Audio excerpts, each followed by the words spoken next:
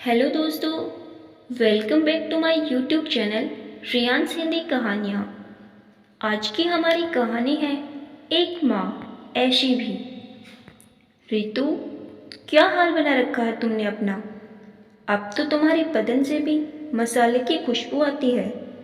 मोहन ने बाथरूम से निकलते ही रितु को देखा और गुस्से से बड़बड़ाने लगा। रितु ने मोहन की ओर देखा और आंखें झुका ली। नाश्ता तैयार है? मोहन चिल्लाते हुए बोला। गुस्सा अपनी चरम सीमा पर था। जी, संक्षिप्त सा जवाब सुनाई दिया। आज फिर ब्रेड ऑमलेट? तुम्हारे पास तो मेरे लिए अब समय ही नहीं रहा। झटके से प्लेट पीछे सरकाते हुए मोहन तेज में बोला। फिर वहीं खामोशी। मोहन गुस्से से भन्ना गया। टिफिन भी रहने दो, ऑफिस में ही खा लूँगा, कहते हुए मोहन ने गाड़ी की चाबी उठाई और तेजी से निकल गया। रास्ते भर मूड ऑफ रहा। ऑफिस में पहुंचकर बिजी हो गया तो सब भूल गया, लेकिन शाम होते फिर वही कोफ्त। घर तो जाना ही पड़ेगा। जैसे ही गाड़ी में बैठा कि माँ का फ़ोन आ गया। अनमने मन से फ़ोन उठाया। न उठाता तो माँ चिंतित होकर बार बार फ़ोन करती ही रहती। हेलो, हाँ मोहन, कैसा है बेटा? माँ ने फ़ोन उठाते ही हमेशा की तरह पहला प्रश्न पूछा। ठीक हूँ माँ, मोहन ने खुद को संयत करते हुए जवाब दिया। पर माँ तो माँ ही होती है ना। एक पल में माँ ने भाप लिया कि मोहन के मन में कोई तो उथल पुथल मची हुई है। और सुना, बहू बच्चे ठीक है? कितने दिन हो गए तुझे देखे? जब से तेरी नौकरी दूसरे शहर में लगी है, तरस गई हूँ तुझे देखने को। टाइम निकाल कर आजा जल्दी। जी माँ, जल्दी ही आऊँगा, छोटा सा प्रत्युत्तर। आज उदास क्यों हरे?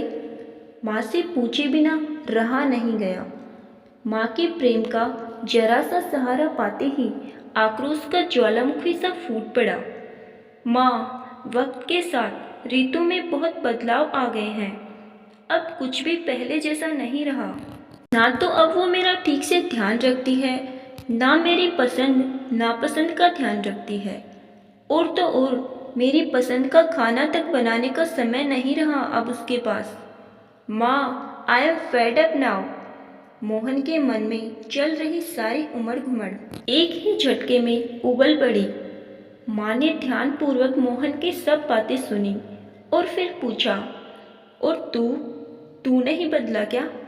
सच बताना, क्या तू रितु को पहले की तरह समय देता है? पर माँ। मोहन को एक पल को कोई जवाब न सूझा। माँ ने गहरी आवाज में अगला प्रश्न दागा। क्या तू उसे घुमाने, सिनेमा दिखाने या पहले की तरह शॉपिंग कराने लेकर जाता है? माँ, उसके पास तो टाइम ही नहीं है। यही तो सबसे बड़ी प्रॉब्लम है बेटा। मैं भी इस दौर से गुजर चुकी हूँ। मेरे और तेरे पापा के बीच भी ये खाई पनपी थी। दूरियाँ इतनी बढ़ गई कि पर समय रहते तेरी दादी ने सब संभाल लिया। क्या? मोहन जैसे पलक झपकाना ही भूल गया। बेटा, बच्चे होने के बाद पत्नी एक माँ भी होती है। घर और बच्चों की दोहरी जिंदगी जीते जीते एक पत्नी खो सी जाती है। पति शायद इस बात को उतनी गहराई से नहीं समझ पाते हैं। उन्हें तो बस अपने हिस्से का समय चाहिए होता है। माँ, मोहन की बात बीच में ही काटते हुए, याद है जब हम सब साथ रहते थे तो मैं किसी न किसी बहाने से तुम दोनों को बाहर भेज देती थी और बच्चों को खुद संभाल लेती थी। पर दूसरे शहर में जाकर बहू को किसका सहारा है? और फिर तू भी उसका साथ नहीं देगा तो कौन देगा बेटा? माँ की बातें पल्ले पड़ने लगी। उदासी के घने बादल छटकने लगे। मैंने कभी इस पॉइंट ऑफ व्यू से तो सोचा ही नहीं। मोहन को ग्लानि से अनुभव हुई। माँ, मेरी बुद्धि भ्रष्ट हो गई थी कि अनजाने में क्या क्या सोच गया रितु के बारे में। माँ, आज आपने मुझे सही राह ना दिखाई होती तो मेरा तो घर ही। चुप चुप बोल मोहन, प्रेम तो एक गहरा सागर है। इस सागर में जितना डूबोगे उतना सुख पाओगे। माँ, थैंक यू। शर्मिंदगी से महसूस हुई मोहन को, पर माँ ने तो अपना रोल बखूबी निभा दिया था और उथल पुथल का कीड़ा मोहन के मन से निकाल फेंका था। सदा सुखी रहो मेरे लाल।